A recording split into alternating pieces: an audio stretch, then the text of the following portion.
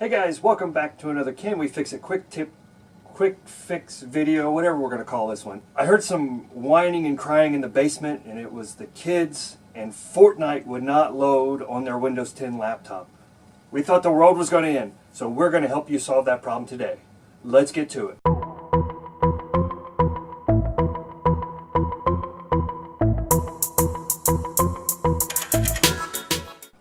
So our main problem was we clicked the Fortnite icon on the desktop and it would just sit there and spin and it would never load. We tried it several times, waited a while, and never would start. So this is what we had to do to fix it. Let's go to the computer.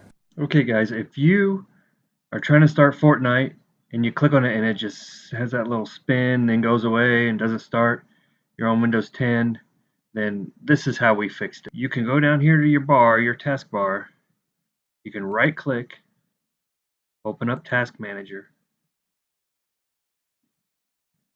Under the Processes tab right here, go down and find the Epic Games Launcher. So you're going to want to select the Epic Games Launcher. It may be down in here, it may be anywhere in this list under this Processes, but make sure it's highlighted in blue like it is there, and you hit End Task.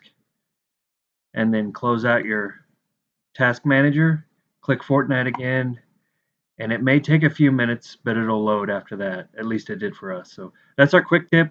Hope you get back to playing Fortnite soon. That's all we have today, guys. Let's hope this quick fix video helps somebody out there, help their kids stop crying and whining, and hopefully everybody's back to playing Fortnite and having a great time. Thanks for watching. Like and subscribe. It'll be right after my face goes off the screen. Thanks for watching.